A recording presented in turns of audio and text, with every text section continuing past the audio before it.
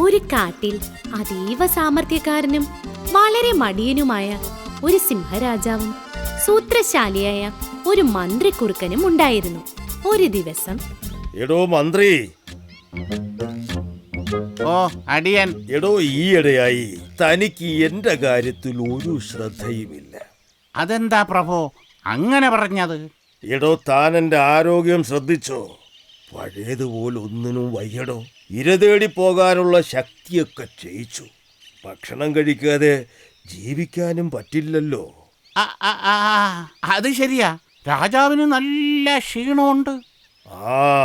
താനേ വലിയ ബുദ്ധിമാനല്ലേ, എന്തെങ്കിലും ഒരു മാർഗം പറഞ്ഞു താടോ.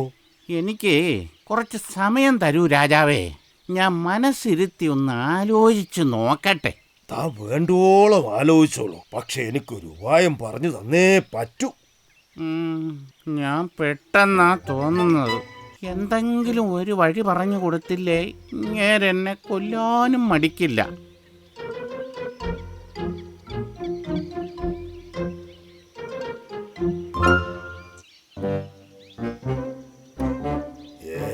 ഇത് വല്ലതും നടക്കുവോടോ? എന്തുകൊണ്ട് നടക്കില്ല? അങ്ങീ കാട്ടിലെ രാജാവാണ്. പ്രജകളുടെ ക്ഷേമത്തിനായി ഇതുവരെയും പ്രവർത്തിച്ചു. ഇപ്പോ അങ്ങയുടെ ആരോഗ്യം കുറഞ്ഞു. ഈ അവസരത്തിൽ അങ്ങയെ സഹായിക്കേണ്ടത് ആരാ? അങ്ങയുടെ പ്രജകൾ. അതുകൊണ്ട് എത്രയും പെട്ടെന്ന് ഒരു യോഗം വിളിച്ചു കൂട്ടുക. അങ്ങനെ രാജാവ് മന്ത്രിയുടെ നിർദ്ദേശപ്രകാരം കാട്ടിലെ മൃഗങ്ങളുടെ ഒരു യോഗം വിളിച്ചു കൂട്ടി.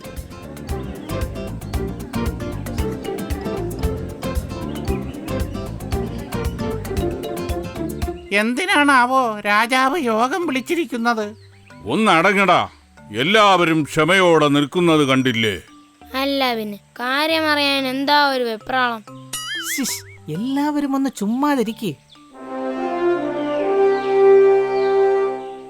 എല്ലാവരും സുഖമായിരിക്കുന്നു എന്ന് കരുതുന്നു. നിങ്ങളുടെ നന്മയ്ക്കായി ഇന്ന് വരെ വേണ്ടതെല്ലാം ഞാൻ ചെയ്തു തന്നിട്ടുണ്ട്. എന്താ, ശരിയല്ലേ? എന്താ സംശയം പ്രഭോ, അങ്ങയുടെ ഭരണത്തിൽ ഞങ്ങൾ വളരെ തൃപ്തരാണ്. എന്നാൽ ഇനി മുതൽ അതിന് കഴിയുമെന്ന് തോന്നുന്നില്ല. വേറൊന്നും കൊണ്ടല്ല, എനിക്ക് തീരെ വയ്യ. ഈ ഒരു അവസ്ഥയിൽ എന്നെ സംരക്ഷിക്കേണ്ടത് നിങ്ങളല്ലേ? പ്രഭു, അതിലെന്താ ഇത്ര സംശയം? അതെ അതെ പ്രഭു, അതെ. ശരിയാണ്. ഹാവൂ, എനിക്ക് സമാധാനമായി. ഇനി മന്ത്രി പറയുന്നത് നിങ്ങൾ ശ്രദ്ധയോടെ കേൾക്കണം കേട്ടോ. നാളെ മുതൽ എനിക്കുള്ള രാജാവിനുള്ള ഭക്ഷണം നിങ്ങൾ ഓരോരുത്തരും ഇവിടെ കൊണ്ടുവരണം. ഭക്ഷണത്തിന് നല്ല രുചിയും രാജാവിന് വയറ് നിറയെ കഴിക്കാനും ഉണ്ടായിരിക്കണം. ഇത് അനുസരിക്കാത്തവരെ രാജാവ് ഭക്ഷണമാക്കും. മനസ്സിലായോ? എല്ലാരും കേട്ടല്ലോ. രാജാവിന്റെ ആജ്ഞയ്ക്ക് മറുവാക്കു പറയാൻ പറ്റാത്ത പ്രജകൾ സമ്മതം മൂളിക്കൊണ്ട് വളരെ വിഷമത്തോടെ യോഗസ്ഥലത്ത് നിന്നും പിരിഞ്ഞു.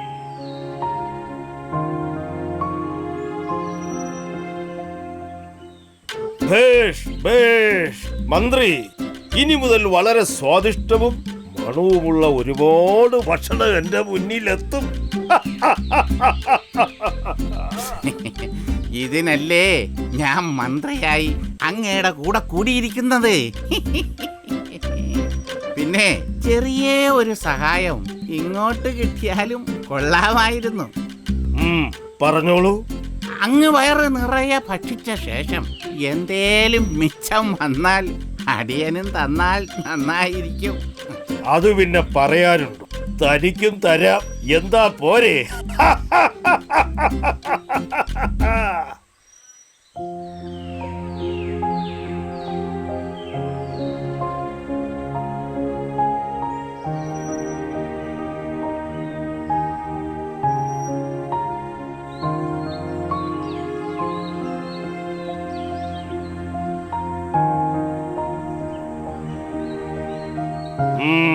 കാണട്ടെ. അടിയൻ ഒരു കാര്യം ചെയ്, ഞാനിത് കഴിച്ചു കഴിയുന്നത് വരെ നീ ഇവിടെ തന്നെ നിൽക്കണം. രുചിയും അളവും ഒക്കെ നോക്കട്ടെ. പിന്നെ ഏതെങ്കിലും ഒന്നും കുറവാണെങ്കിൽ പറഞ്ഞത് ഓർമ്മയുണ്ടല്ലോ. അടിയൻ.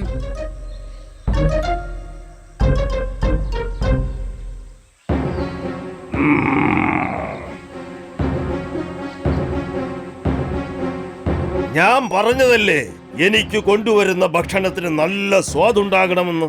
എന്നിട്ടെന്താ നീ കൊണ്ടുവന്നിരിക്കുന്നത്? അയ്യോ പ്രഭോ, ഞാൻ രുചിയുള്ള ഭക്ഷണമാണ് കൊണ്ടുവന്നത്. അങ്ങേക്ക് ഇഷ്ടമായില്ലെങ്കിൽ എന്നോട് ക്ഷമിക്കണേ. ഇല്ല ഇല്ല, നിനക്ക് മാപ്പില്ല.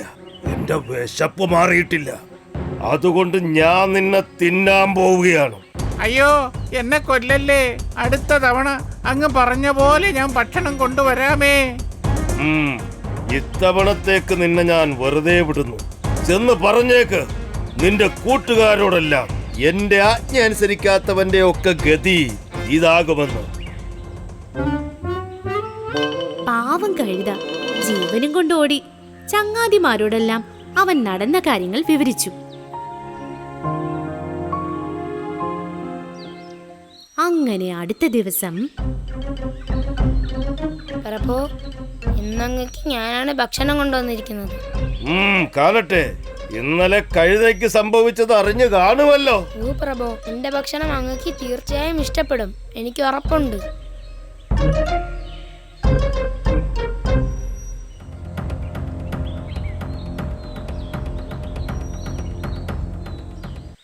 ഇതെന്താ നീ കൊണ്ടുവന്നിരിക്കുന്നത്? നിനക്കൊന്നും പറഞ്ഞാ മനസ്സിലാവില്ലേ? ഇത്രയും കുറച്ച് ഭക്ഷണവുമായി എന്റെ മുന്നിൽ വരാൻ നിനക്ക് എങ്ങനെ ധൈര്യം വന്നു? പ്രഭു ക്ഷമിക്കണേ, അറിയാതെ പറ്റിപ്പോയതാണേ. എന്നെ ഒന്നും ചെയ്യല്ലേ. അയ്യോ. മിണ്ടി പോകരുത്, നിന്നെ ഞാൻ വച്ചേക്കില്ലടാ.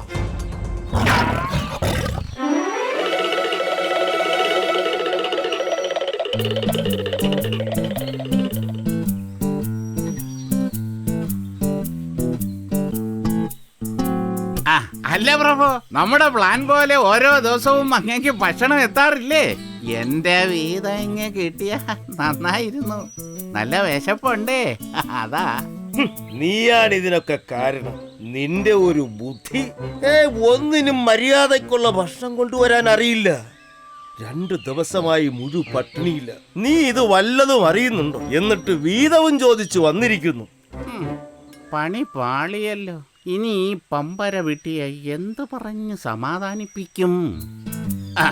സാരമില്ല പ്രഭു, ഞാൻ ചെന്ന് അവരോട് കാര്യങ്ങൾ ശരിക്ക് പറഞ്ഞു മനസ്സിലാക്കാം. ഇനി ഇങ്ങനെ സംഭവിക്കില്ല, ഉറപ്പ്. വേണ്ട വേണ്ട, അതൊന്നും വേണ്ട. ആരും ഇനി എനിക്ക് ഭക്ഷണം എത്തിക്കേണ്ട. എപ്പോഴും എന്റെ കൂടെയുള്ള നിനക്ക് മാത്രമേ എന്റെ ഭക്ഷണ രീതികളെ കുറിച്ച് അറിയാവൂ.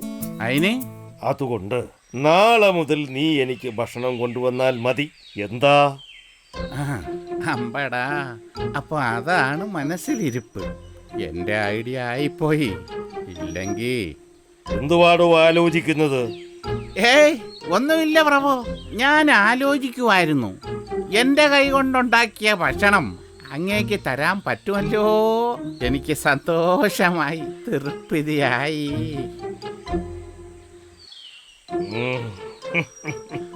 മന്ത്രിയായാൽ ഇങ്ങനെ തന്നെ വേണം. തനിക്ക് വെച്ചിട്ടുണ്ടോ? ഞാൻ ആരാണെന്ന് കാണിച്ചു തരാം. പിറ്റേന്ന് വാക്ക് കൊടുത്തതുപോലെ രാജാവിനുള്ള ഭക്ഷണവുമായി കുറുക്കൻ സിംഹമടയിലെത്തി. പ്രഭു, അങ്ങേക്ക് വളരെ ഇഷ്ടമുള്ള ഭക്ഷണം ഞാൻ കൊണ്ടുവന്നിട്ടുണ്ട്.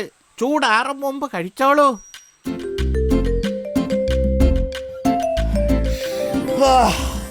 മന്ത്രി, ഇതിനെന്താ ഒരു മണം! ഇത്ര മണമാണെങ്കിൽ ഇതിനെന്ത് സ്വാദായിരിക്കും? പിന്നല്ലാതെ. കഴിക്ക്, വേഗം മുഴുവൻ കഴിക്ക്. ഇത്ര നല്ല ഭക്ഷണം കൊണ്ടുവന്ന താനും ഇത് എന്നോടൊപ്പം തന്നെ കഴിക്കണം. അത് അല്ല, ഇല്ല, ഞാൻ പിന്നെ കഴിക്കാം. ആദ്യം അങ്ങ് കഴിക്കേ. ഇല്ല, ഇതെന്റെ ഒരു ആഗ്രഹം. വേണ്ടെന്ന് പറയരുത് മന്ത്രി. എനിക്ക് ഇപ്പൊ നല്ല വിശപ്പില്ല. എന്നെ ധിക്കരിക്കുന്നു. വേഗം എടുത്ത് കഴിക്കുക.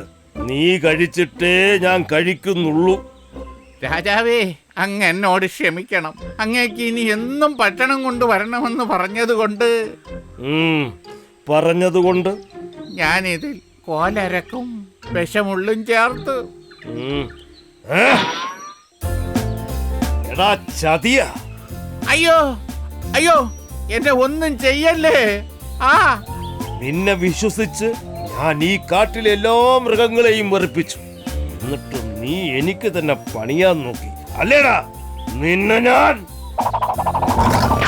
അയ്യോ!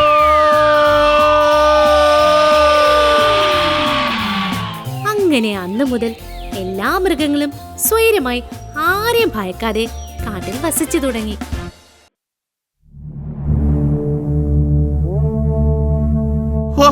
എന്തൊരു ചൂട്! ഇങ്ങനെ വെയില് തെളിഞ്ഞ കാട്ടുമരങ്ങൾ മാത്രമല്ല, കാട്ടുമൃഗങ്ങളും ഉണങ്ങിച്ചാവും. വിശപ്പ് കൊണ്ട് കുടല് കരിയുന്നതിനിടയില വെയില് കൊണ്ടുള്ള ഈ കരിയല്. ഒരു കാട്ടാനയുടെ ശക്തി ഉണ്ടായിരുന്നേൽ ഈ മരം പറിച്ചൊരു കുടയായി ചൂടാമായിരുന്നു.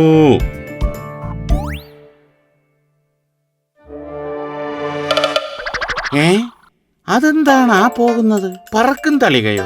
ഏയ് അല്ല, പറക്കും തളിക ആകാശത്തിലൂടെയല്ലേ പോകുന്നത്. നോക്കട്ടെ. മറക്കുടയാൽ മുഖം മറയ്ക്കും മാനല്ല. ഓഹോ, അപ്പൊ മാനല്ല. മഷിക്കറുപ്പാൽ മിഴി എഴുതും മീനല്ല.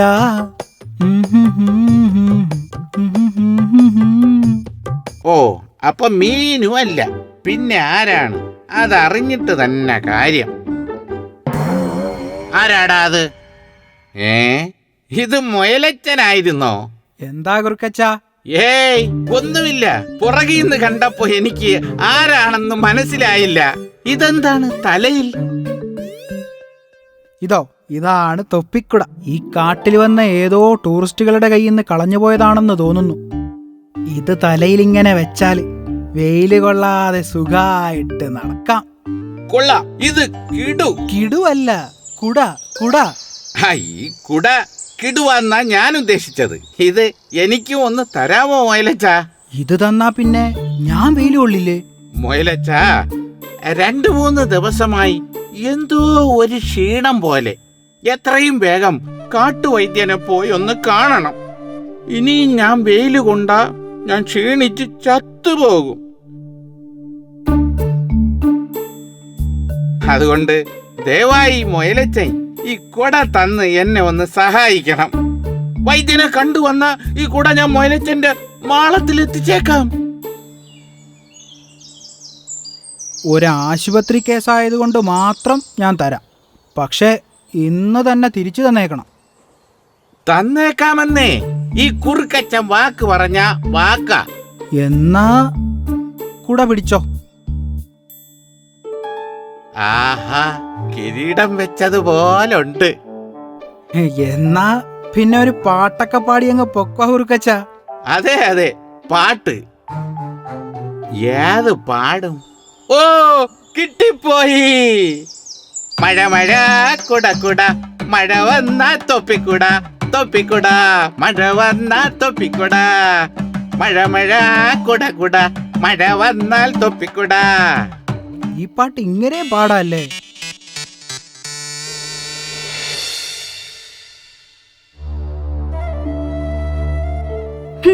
അന്ന് തന്നെ തിരിച്ചു തരാമെന്ന് പറഞ്ഞല്ലേ കുറുക്കൻ കുടയും കൊണ്ടുപോയത്? അതെ. എന്നിട്ടിപ്പോ ആഴ്ച ഒന്നായല്ലോ. കുട എവിടെ? ആ കുറുക്കൻ എവിടെയെന്നറിഞ്ഞാലല്ലേ കുട എവിടെയെന്നറിയാൻ പറ്റൂ. ഓ, നിങ്ങളിങ്ങനെ തറുതലയും പറഞ്ഞുകൊണ്ടിരിക്കാതെ ആ കുറുക്കന്റെ വീട്ടിൽ ചെന്ന് വേഗം കുട വാങ്ങിച്ചോണ്ടുവാ. ശരി.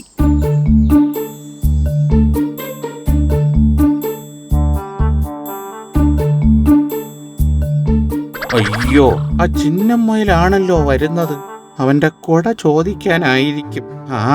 എന്തെങ്കിലും പറഞ്ഞ് അവനെ പറ്റിക്കണം. ഇല്ലെങ്കിൽ കുട തിരികെ കൊടുക്കേണ്ടി വരും. ഇത് തന്നെ സൂത്രം. വാടാ മഞ്ഞള് ചുക്കുകടുക്ക സോഡാ നീരിൽ അരച്ചു കുടിക്ക. വാടാ മഞ്ഞളും ചുക്കും കടുക്കയും ഒപ്പിച്ചു ഈ സോഡ നീര്. ഓ എന്താണാവോ? കുറുക്കച്ച, ആരാ? എന്താ? ഓ ആ ചിന്നമ്മയിലല്ലേ? എന്താണാവോ? എന്താണെന്ന് മനസ്സിലായില്ലേ? അന്ന് തന്നെ തന്നേക്കാമെന്ന് പറഞ്ഞു വാങ്ങിക്കൊണ്ടുപോയ എന്റെ തൊപ്പിക്കുട എവിടെ? എനിക്കത് വേണം. ഓ ഓ അത് മുയലച്ചാ, ഞാൻ അന്ന് വൈദ്യനെ കണ്ട് മരുന്നും വാങ്ങി വരികയായിരുന്നു. ആ പാറക്കെട്ടിനടുത്തുള്ള അമ്മച്ചിപ്പുളിമരത്തിനടുത്ത് എത്തിയപ്പോ പെട്ടെന്നൊരു ശബ്ദം. ഓ ഈ കാലങ്കോഴി കൂവുന്നത് പോലെ. ഞാൻ തിരിഞ്ഞു നോക്കിയപ്പോ അമ്മച്ചിപ്പുളിമരപ്പൊത്തിൽ നിന്ന് വലിയൊരു പുക. അതെന്താ? പുളിമരത്തിന് ആരെങ്കിലും തീയിട്ടോ? ഏയ് തീയൊന്നുമല്ല, പുക മാത്രം. ആ പുകയുടെ ഉള്ളിൽ ഒരു ഭൂതം. ഭൂതമോ? ഭൂതം, ഭയപ്പെടുത്തുന്ന ഭീകര ഭൂതം. അയ്യോ! പേടിച്ചു വിറച്ചു നിന്ന എന്നോട് ആ ഭൂത എനിക്ക് തെറ്റിയാൽ അല്ല, ആ ഭൂതം പറഞ്ഞു, ജീവൻ വേണേൽ ആ തൊപ്പിക്കൊടയും തന്നിട്ട് ഓടിക്കോളാൻ. എന്നിട്ട് കുറുക്കച്ച ഓടിയോ? ഏയ് ഞാൻ പറഞ്ഞു എന്റെ ജീവൻ പോയാലും ഈ തൊപ്പിക്കൊട തരില്ലെന്ന്. അപ്പം ഭൂതം എന്തു പറഞ്ഞു? ഇതെന്റെ ചങ്ങായി മുയലച്ചന്റെ തൊപ്പിക്കുടയാണ്, ഇത് തരില്ലെന്ന് ഞാൻ വീണ്ടും പറഞ്ഞു. അപ്പം ഭൂതം പറഞ്ഞു, കുട തന്നില്ലെങ്കിൽ നിന്നെ തിന്നുമെന്ന്. നിനക്ക് ജീവൻ വേണോ അതോ കുട വേണോന്ന്. ഞാൻ കുടയും കൊടുത്തിട്ട് ജീവനും കൊണ്ട് ഓടി. ഇവിടെ എത്തിയതേ ഞാൻ ബോധം കെട്ടുപോയി. ബോധം തെളിഞ്ഞപ്പോ എനിക്ക് ഭയങ്കര പനി. ഇപ്പൊ ഒരാഴ്ച കഴിഞ്ഞു, ഇതുവരെ പനി മാറിയിട്ടില്ല. കാര്യം മുയലച്ചനെ വന്ന് കാണണമെന്നുണ്ടായിരുന്നു. പക്ഷേ ഈ പനിയും കൊണ്ട് ഞാൻ അവിടേക്ക് വന്ന പനി മുയലച്ചനും പകരില്ലേ? ഈശ്വര, എന്റെ തൊപ്പിക്കുട. എന്നോട് ക്ഷമിക്കും മുയലച്ച, ഒന്നും മനഃപൂർവ്വമല്ലല്ലോ. ഇനി ഞാൻ വീട്ടിലോട്ട് ചെല്ലുമ്പോ എന്റെ ഭാര്യയോട് ഞാൻ എന്തു പറയും? ഞാനൊരു ഐഡിയ പറഞ്ഞു തരട്ടെ? വേണ്ട വേണ്ട, പറഞ്ഞിടത്തോളം എല്ലാം മതിയായി. ആ തൊപ്പിക്കുട കുറുക്കന് കൊടുക്കണ്ടായിരുന്നു. ഷോ കുഞ്ഞേ, എന്താണ് നിന്റെ മുഖത്തൊരു സങ്കടം? നിന്നെ ആരോ കബളിപ്പിച്ചിട്ടുണ്ടെന്ന് നമുക്കറിയാൻ സാധിക്കുന്നു. ആരാണത്? എന്റെ പൊന്ന് കരടിയാശാനെ, എനിക്കൊരു തൊപ്പിക്കുട ഉണ്ടായിരുന്നു. ആ തൊപ്പിക്കുട തിരികെ തന്നോളാമെന്ന് പറഞ്ഞ് ആ കുറുക്കച്ച വാങ്ങിയതാണ്. ഇപ്പൊ ഒരാഴ്ച കഴിഞ്ഞു, ഇതുവരെ തൊപ്പിക്കുടയും തന്നിട്ടില്ല. ചോദിച്ചപ്പോ ആ കുറുക്കൻ പറയുക, അമ്മച്ചിപ്പുളിമരത്തിലെ ആ ഭൂതം തൊപ്പിക്കുട തട്ടിയെടുത്തെന്ന്. അമ്മച്ചിപ്പുളിമരത്തിലെ ഭൂതമോ? ഈ വനത്തിലെ സകല ഭൂതങ്ങളെയും ഒരു മന്ത്രവാദിയായ എനിക്കറിയാം. കുറുക്കൻ പറഞ്ഞതുപോലെ ഒരു ഭൂതവും അമ്മച്ചിപ്പുളിമരത്തിലില്ല. അവൻ നിന്നെ കബളിപ്പിച്ചിരിക്കുന്നു. അവൻ പറയുന്നത് നുണയാണെന്ന് എനിക്കും തോന്നിയിരുന്നു. അതെന്താണ്? അതവനാ, എന്റെ തൊപ്പിക്കുട തട്ടിയെടുത്ത കള്ളക്കുറുക്കൻ. ആ തൊപ്പിക്കുടയും തലയിൽ വെച്ച് പമ്മി പമ്മി പോണ കണ്ട. മുയലച്ച, നീ ചെന്ന് അവനോട് ചോദിക്ക. അവൻ നിനക്ക് തൊപ്പിക്കുട തരും. ഇല്ലെങ്കിൽ ഞാനത് വാങ്ങിച്ചു തരാം. മുയലച്ചൻ ചെല്ല്. വേണ്ടി വന്ന തൃശൂർ പൂരത്തിന് ഉപയോഗിക്കണ മുത്തുക്കുട വരെ ഞാൻ അടിച്ചു മാറ്റും. പിന്നെയാ അവന്റെ ഒരു തൊപ്പിക്കുട. എടാ കള്ളക്കുറുക്ക, എന്റെ തൊപ്പിക്കുട ഇങ്ങ് താടാ. നീ വീണ്ടും വന്നോ? എടാ മുയലച്ച, ഈ കുറുക്കച്ചനെ നിനക്ക് ശരിക്കും അറിയില്ല. അറിയാം, ശരിക്കും അറിയാം. എങ്കി പറ, ആരാ? വടിവെക്കണടത്ത് കൂട വയ്ക്കാത്ത ചതിയൻ. എടാ മുയലച്ച, ഞാനാണ് വനഭൂതം. എന്നോട് കളിക്കാൻ വന്നാൽ ഞാൻ നിന്നെ ഓന്താക്കി മാറ്റും. ജീവൻ വേണേ ഓടിക്കോ. എന്റെ തൊപ്പിക്കുട തരാതെ ഞാൻ പോകില്ല. താടാ, എന്റെ തൊപ്പിക്കുട താടാ. മിണ്ടിപ്പോകരുത്. എന്റെ മാന്ത്രിക ശക്തി കൊണ്ട് ഞാൻ നിന്നെ പറപ്പിക്കാൻ പോവുകയാണ്.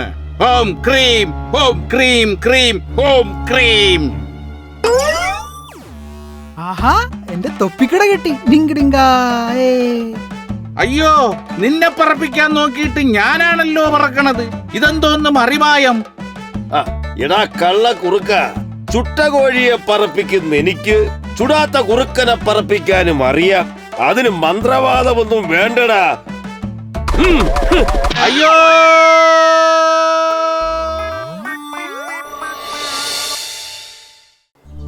മഞ്ചാടിക്കാട്ടിൽ ഒരു വൃദ്ധനായ സിംഹരാജൻ ഉണ്ടായിരുന്നു. അലസനായ സിംഹരാജൻ തന്റെ ഗുഹയുടെ മുന്നിലെ ആൽമരത്തിനു ചുവട്ടിൽ വിശ്രമിക്കുന്ന നേരം അവിടേക്ക് അതാ വരുന്നു മന്ത്രിയായ പുലി. അല്ലയോ രാജൻ, അങ്ങയ്ക്ക് വേണ്ടി ഇന്ന് ഞാൻ ഈ കാട് മുഴുവൻ പരതിയിട്ടാണ് ഒരു മാനെ കിട്ടിയത്. ആഹാ, എന്നിട്ടെവിടെ മാൻ? കൊണ്ടുവരൂ, നമുക്ക് നന്നായി വിശക്കുന്നു. ഉത്തരവ് പോലെ രാജൻ. രാജാവേ, അങ്ങയുടെ ആരോഗ്യനില വളരെ മോശം അവസ്ഥയിലൂടെയാണ് പോകുന്നത്. അതേ മന്ത്രി, ഞാൻ അത് തന്നെയായിരുന്നു ഇന്ന് മൊത്തം ആലോചിച്ചത്. നാം വൃദ്ധനായി തുടങ്ങിയല്ലേ. എനിക്ക് യുവത്വം വേണം മന്ത്രി. ഹേയ്, വിഷമിക്കേണ്ട രാജാവേ. അങ്ങയുടെ പ്രായത്തിന്റെ പ്രശ്നം പരിഹരിക്കാൻ പറ്റിയ ഒരു വൈദ്യൻ കാട്ടിൽ വന്നിട്ടുണ്ട്. അങ്ങയുടെ യുവത്വം തിരിച്ചു വരും. ഞാൻ വേണേൽ ആ വൈദ്യനെ കൂട്ടിക്കൊണ്ടുവരാം. ഓഹോ, അങ്ങനെയാണ്. എന്നാൽ ഉടനെ കൂട്ടിക്കൊണ്ടുവരൂ. നാം ഒന്ന് ഗർജിച്ചിട്ട് കാലങ്ങളാകുന്നു. ശരി, ഞാൻ ഉടൻ കൊണ്ടുവരാം രാജൻ. ഹോ, ഈ വൃദ്ധസിംഹത്തിനു വേണ്ടി പണിയെടുത്തു മടുത്തു. മാനിറച്ചിയെ കഴിക്കൂ. എങ്ങനെയെങ്കിലും ഈ കിഴവനെ യുവാവാക്കിയിട്ട് വേണം എനിക്കൊന്ന് വിശ്രമിക്കാൻ. അങ്ങനെ പുലി കുറുക്കൻ വൈദ്യന്റെ വൈദ്യശാല ലക്ഷ്യം വെച്ച് നടന്നു.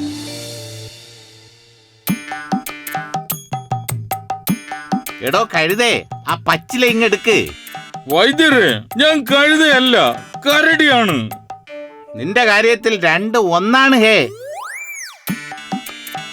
ആ നേരം ദൂരെ നിന്നും പുലി നടന്നു വരുന്നത് കാണുന്ന കരടി, ആശാനെ, വൈദ്യരാശാനെ, ദേ നോക്ക്, ആരാ വരുന്നെന്ന്.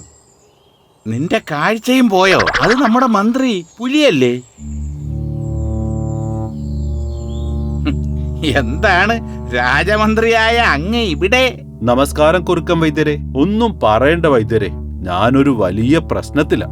ഓഹോ, എന്താ കാര്യം? അങ്ങയ്ക്ക് അറിയാലോ സിംഹരാജൻ വൃദ്ധനാണെന്ന കാര്യം.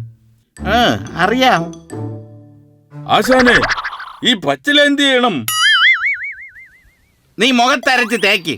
അല്ല പിന്നെ ഒന്നങ്ങോട്ട് മാറി നിക്ക് കഴുതേ. വൈദ്യരെ, ആ സിംഹത്തിന് ഭയങ്കര വാശിയ. മാനിറച്ചിയെ കഴിക്കൂ. ഞാനാണെങ്കിൽ മാനെ തേടി അലഞ്ഞു മടുത്തു. ഓ കഷ്ടം. അല്ല, ഞാൻ എന്തു വേണമെന്നാ പറയുന്നേ? അതെ വൈദ്യരെ, അങ്ങയുടെ കയ്യിൽ യുവത്വം നിലനിർത്താനുള്ള മരുന്നുണ്ടെന്നും പറഞ്ഞാ ഞാൻ ഇങ്ങോട്ട് വന്നത്. ഓഹോ, എന്നെ കൊലയ്ക്ക് കൊടുക്കാനുള്ള തന്ത്രം? അയ്യോ അല്ല, സിംഹരാജന്റെ കയ്യിൽ നിന്ന് എനിക്ക് രക്ഷപ്പെടണം. പണിയെടുത്ത് മടുത്തു. വൈദ്യൻ, എങ്ങനെയെങ്കിലും എന്നെ ഒന്ന് രക്ഷിക്കണം. പുലിയുടെ അവസ്ഥ മനസ്സിലാക്കിയ കുറുക്കൻ തനിക്ക് ഗുണമുള്ള ഒരു തന്ത്രം മെനഞ്ഞു. ശേഷം, നിങ്ങൾ ധൈര്യമായി പൊയ്ക്കോ. സിംഹരാജനെ എത്രയും വേഗം ഞാൻ യുവാവായി മാറ്റിത്തരാം. പോരേ? നന്ദിയുണ്ട് വൈദ്യരെ. ആശാനെ, ആശാനെ, കൊള്ളുന്ന ആശാനെ. ഓ, എന്റെ പൊന്നടാവേ, നീ ആ പച്ചിലെടുത്ത് മുഖത്തരച്ച് തേച്ചോ? ആശാനല്ലേ പറഞ്ഞത്. എന്തെങ്കിലും കാണിക്ക്. നീ വേഗം ഇറങ്ങ്, സിംഹരാജനെ കാണണം. പുലിയും സിംഹവും അക്ഷമരായി കുറുക്കൻ വൈദ്യനെ കാത്തിരിക്കുകയാണ്. മന്ത്രി, എവിടെ വൈദ്യൻ? അല്പം കൂടി ക്ഷമിക്കൂ രാജൻ, മരുന്നുമായി വേഗം വരാമെന്ന് പറഞ്ഞതാ.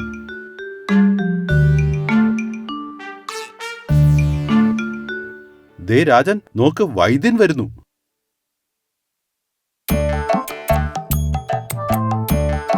നമസ്കാരം രാജൻ. നമസ്കാരം, നമസ്കാരം. ആരാ ഈ ജന്തു? അയ്യോ രാജാവേ, ഇത് നമ്മുടെ ഒരു സഹായി, ഒരു കഴുതയാ. കരടി, കരടി. ആ, കരടി.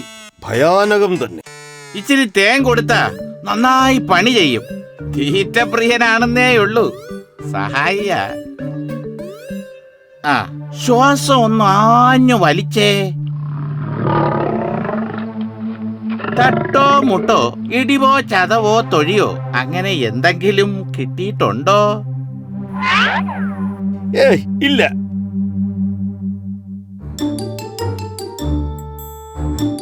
ആ കണ്ണിനൊരു വിളർച്ചയുണ്ട്. ഉണ്ടോ? ആ, പേടിക്കണ്ട. അതിനൊക്കെ ഉള്ള മരുന്ന് എന്റെ കയ്യിലുണ്ട്.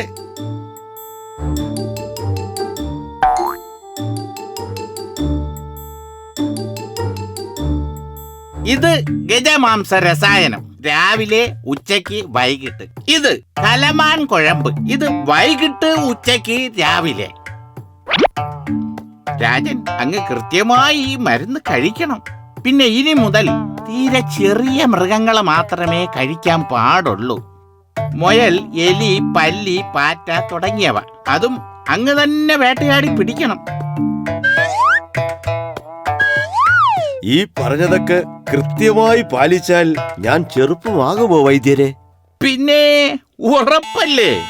സിംഹത്തിന് കുറുക്കന്റെ വാക്കുകൾ കേട്ട് ഒരുപാട് സന്തോഷമായി. താൻ ചെറുപ്പമാകാൻ പോകുന്നുവെന്ന് വിശ്വസിച്ച സിംഹം കുറുക്കന് നിറയെ സമ്മാനങ്ങൾ നൽകി. പോകുന്നേരം കുറുക്കൻ പറഞ്ഞു, അല്ലയോ രാജൻ, അങ്ങ് ഒരു കാര്യം കൂടി ശ്രദ്ധിക്കണം. എന്തിനെ വേട്ടയാടിയാലും അതിന്റെ പകുതി മന്ദാരക്കുന്നിന്റെ ചെരുവിലെ ആൽമര ചുവട്ടിൽ വിശന്ന് വരുന്ന ഏതെങ്കിലും പാവപ്പെട്ട വയസ്സായ ഒരു മൃഗത്തിന് കൊടുക്കണം. അങ്ങനെ ആരെങ്കിലും അവിടെ കാണുമോ? പിന്നെ ഉറപ്പായും അവിടെ കാണും. പാതി ആ പാവത്തിന് കൊടുക്കണം. എന്നാലേ മരുന്ന് ഫലിക്കൂ. കുറുക്കൻ വൈദ്യന്റെ വാക്കുകൾ വിശ്വസിച്ച സിംഹരാജൻ തന്റെ തളർച്ച വകവയ്ക്കാതെ ചെറുമൃഗങ്ങളെ വേട്ടയാടി തുടങ്ങി.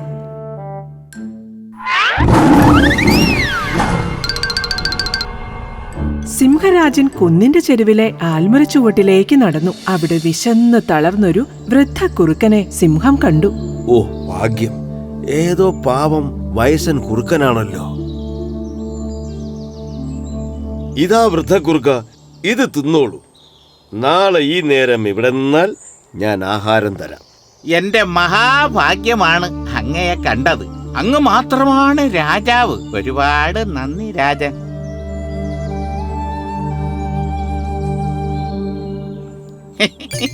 മണ്ടൻ രാജൻ, എന്നും ഇങ്ങനെ ആയ എന്റെ കാര്യം കുശാലി. അങ്ങനെ സിംഹം സന്തോഷത്തോടെ അവിടെ നിന്നും മടങ്ങി. അതൊരു പതിവായി തീർന്നു.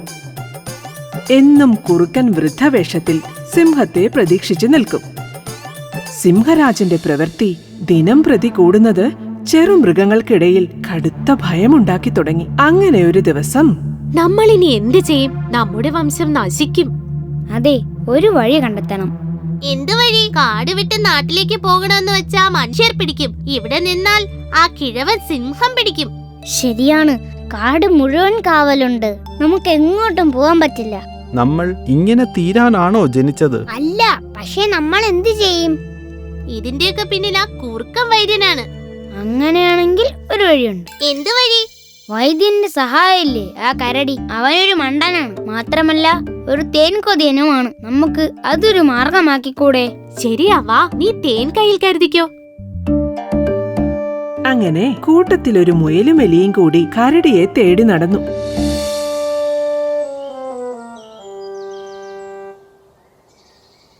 ഹലോ കരടി ചേട്ടാ.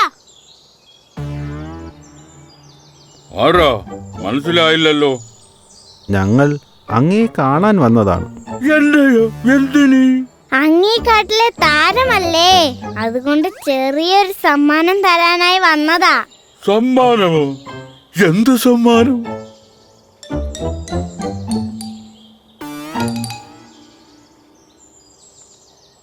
ഹായ്, തേൻ. തേൻ കണ്ട കരടി ആർത്തിയോടെ തേൻ കുടിക്കാൻ തുടങ്ങി. കരടി ചേട്ടൻ എങ്ങനെയെങ്കിലും ഞങ്ങളെ ഒന്ന് രക്ഷിക്കണം.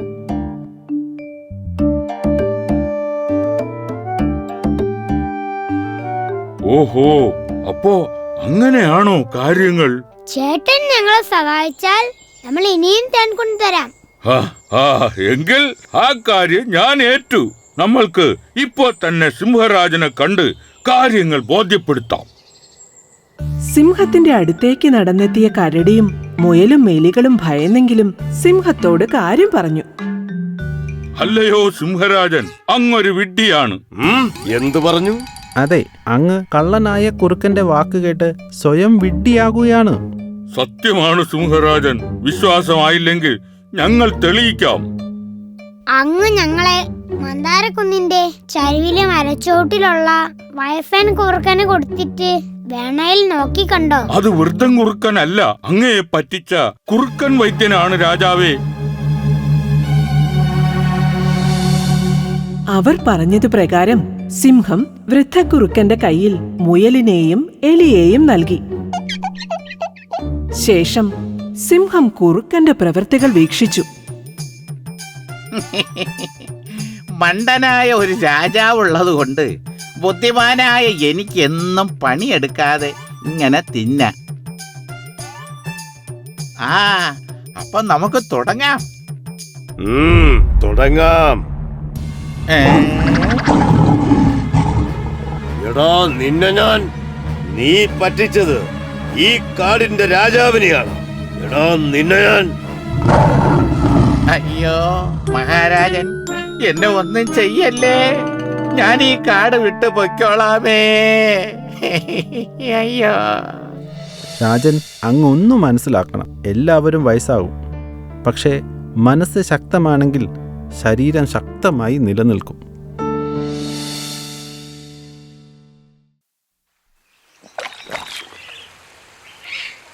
പുഴയുടെ തീരത്തൊരു കല്ലിന്റെ മുകളിൽ നിരാശനായി ഇരിക്കുകയായിരുന്നു ഒരു കുഞ്ഞനെലി. പാവമെലി വളരെ സങ്കടത്തിലായിരുന്നു. അന്നേരം ആ വഴിയൊരു മുയലമ്മ വരികയുണ്ടായി. കുഞ്ഞനെലിയെ കണ്ട മുയലമ്മ അതിന്റെ അടുത്തേക്ക് നടന്നു ചെന്നു. ഏയ്, എന്താ ഇവിടെ ഇങ്ങനെ നിരാശനായിരിക്കുന്നത്? ഈ കാട്ടിൽ ഇതുവരെ കണ്ടിട്ടില്ലല്ലോ. എലിക്കുട്ടൻ ഇവിടെയുള്ളതല്ലേ? അല്ല മുയലമ്മേ, ഞാൻ അക്കരെ ഗ്രാമത്തിൽ ഒരു വീട്ടിലാണ് താമസിക്കുന്നത്. അതെയോ? പിന്നെ ഈ കാട്ടിലെങ്ങനെ വന്നു? ഇനി ആ വീട്ടിലെ ആളുകൾ ഈ കാട്ടിൽ കൊണ്ടുവന്ന് വിട്ടു. കഷ്ടം തന്നെ. ഇനി എന്ത് ചെയ്യും?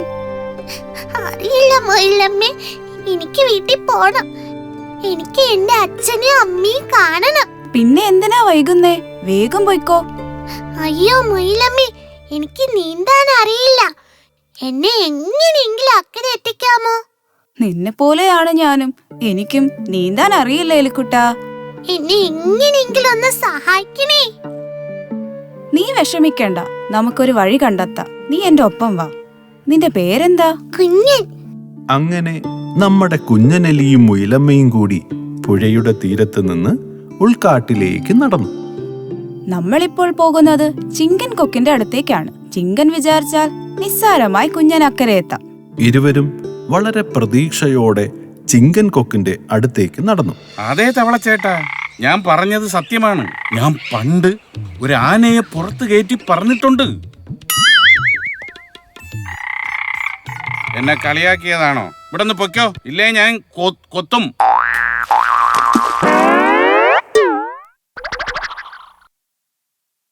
നമസ്കാരം ചിങ്ക. എന്ത് വേണം?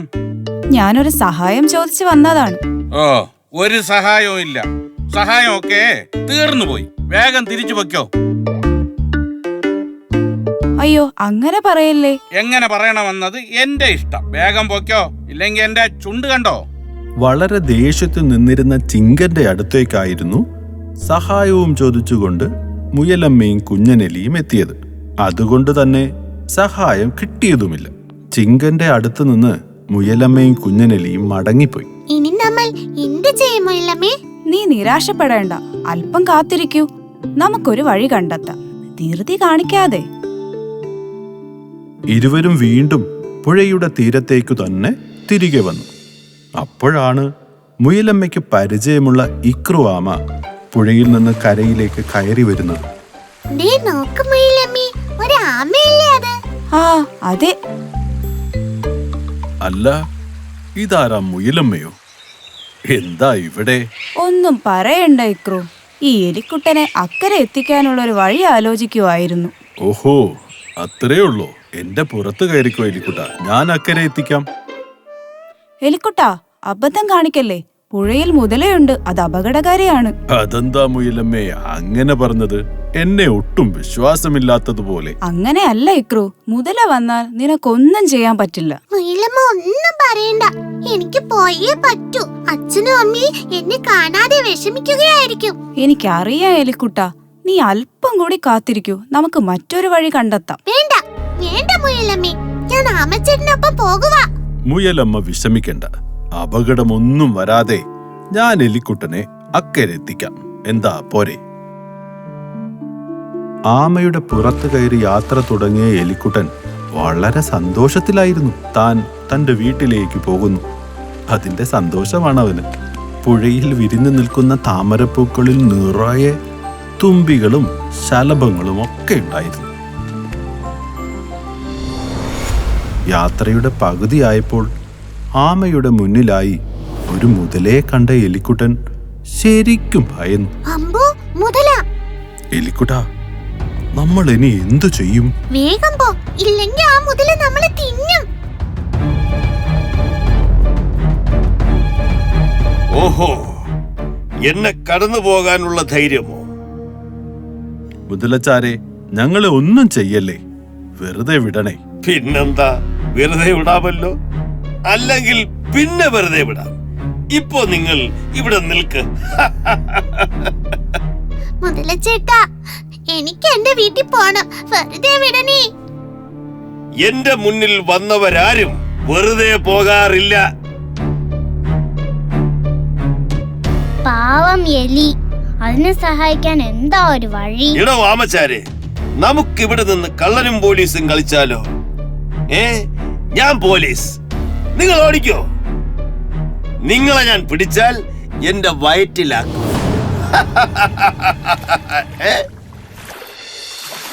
ഇതേ സമയം പുഴക്കരയിലേക്ക് പോയ തുമ്പി മുയലമ്മയെ കണ്ടുമുട്ടുകയും പുഴക്കരയിൽ നടന്ന സംഭവങ്ങൾ പറയുകയും ചെയ്തു. മുയലമ്മയും തുമ്പിയും കൂടി ചിങ്കൻ കൊക്കിന്റെ അടുത്തേക്ക് വീണ്ടും പോകാൻ തീരുമാനിച്ചു. ആ ചിങ്കൻ വരുമോ തുമ്പിപ്പെണ്ണെ? വരും, അതിനുള്ള വിദ്യ എനിക്കറിയാം. മുയലമ്മ, ചിങ്കനെ എനിക്കൊന്ന് കാണിച്ചു തന്നാൽ മതി. ദാ ആ കുളക്കരയിൽ ഉണ്ടാകും ചിങ്കൻ കൊക്ക്. ഹായ് ചിങ്കൻ ചേട്ടാ. ആരാ? എന്ത് വേണം? സഹായമാണേൽ തീർന്നുപോയി. പോയിട്ടേ അടുത്ത ദിവസം വാ. അല്ല ചേട്ടാ, സഹായമല്ല. പിന്നെന്താണ്? അതോ, പുഴയിലെ ഒരു മുതല പറയുവാ, മുതലയുടെ മുന്നിൽ നിന്നും ആർക്കും ഒന്നും എടുത്തോണ്ട് പോവാൻ പറ്റില്ലെന്ന്. ഓഹോ, അവൻ അങ്ങനെ പറഞ്ഞു? അത്ര അഹങ്കാരമോ? ഓഹോ, ഇതായിരുന്നോ തുമ്പിപ്പെണ്ണിന്റെ ബുദ്ധി? അതേ ചിങ്ക, മുതല ചിങ്കനെ വെല്ലുവിളിച്ചു.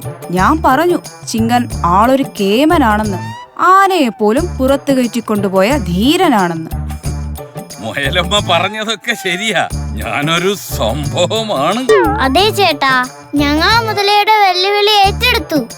ഒരു എലിയ ആമയുടെ പുറത്ത് കയറ്റി ഞങ്ങൾ മുതലയുടെ അടുത്തായി നിർത്തി. നിങ്ങൾ പറ, ഞാൻ എന്താ ചെയ്യണ്ടേ? ഓ, വലുതായിട്ടൊന്നുമില്ല. ചിങ്കൻ ആ എലിയെ എടുത്തുകൊണ്ട് അക്കരെ നിർത്തിയിട്ട് തിരികെ വരണം. ഓ, അത്രേ ഉള്ളൂ. ഇത് നിസ്സാരം, ഇപ്പൊ തന്നെ ചെയ്യാം. വാ, പോകാം. ചിങ്കനുമായി മുയലും തുമ്പിയും പുഴക്കരയിലേക്ക് നീങ്ങി. അതേസമയം പുഴയിൽ, എടോ ആമച്ചാരെ, താൻ ഇങ്ങനെ ചെടിയുടെ ചുറ്റും നടന്നാല് എനിക്ക് തല കറങ്ങും. എന്നാ ഞങ്ങളെ വെറുതെ വിട്. അല്ലേ, കുഴപ്പമില്ല, നിങ്ങൾ ചെടിയുടെ ചുറ്റും കറങ്ങിക്കോ. മുയലമ്മ പറഞ്ഞത് കേട്ടാ മതിയായിരുന്നു, ഞാൻ വെറുതെ ധൃതി കാണിച്ചു. ശരിയാ, ഞാനൊന്നും ചിന്തിക്കാതെ എടുത്തു ചാടി. മുയലമ്മ പറഞ്ഞത് കേട്ടിരുന്നേ, ഇങ്ങനെ ഒന്നും സംഭവിക്കില്ലായിരുന്നു.